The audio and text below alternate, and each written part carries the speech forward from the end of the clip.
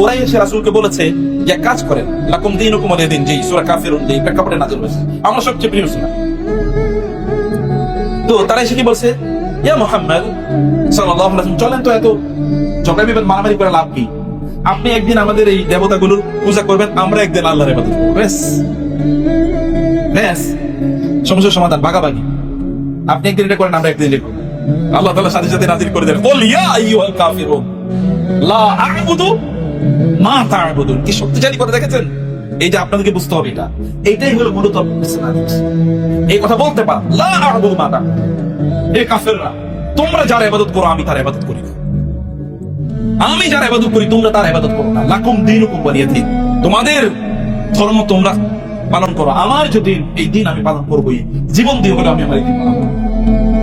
এরকম শক্তিশালী কথা বলতে পারা এটা সাধারণ ইস্যু। এটা বলতে পারে যে যুবকরা বলে, তো আপনার ইসলামিক আইডেন্টিটি নিয়ে আপনি চলবেন, যে আমি মুসলমান, আমি মুসলমানের মতো করে চলবো। ওই ইহুদি খ্রিস্টান বৌদ্ধরা হিন্দুরা তারা কি করছে আমি সেটার দিকে তাকাতেই চাই না। আমার মুসলিম যুবকরা যুগ যুগ ধরে যা করেছে আমি তা করতে চাই, এটা বলতে পারা এটা সাধারণ বিষয় না। আপনার বন্ধুদের নিয়ে আপনি আড্ডা দিচ্ছেন, এমন সময় মাগরিবের আজান চললো, তখন আড্ডা মাত্র জমে উঠেছে, নামাজ একটু পরেই পড়ি, আচ্ছা বাসায় গিয়ে একবারে পড়বো। আপনি গেলেন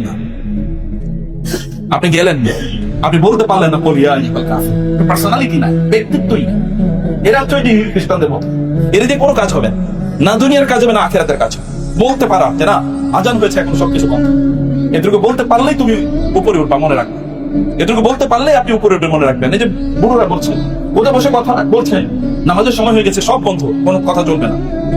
বলতে পারা যে এখন তোমার দোকানের টেলিভিশন বন্ধ করে দাও, এখন আজান হচ্ছে, এটুকু বলতে পারাই কি আপনি? এটা কারা বলতে পারে দেখেন তো, এটা কারা বলতে পারে? যারা সমাজকে পরিবর্তন করতে পারে। আর আপনি আচ্ছা চলুক আর চলুক, যা চলুক, আমার কিছু করার নেই, আমি আর কি করবো।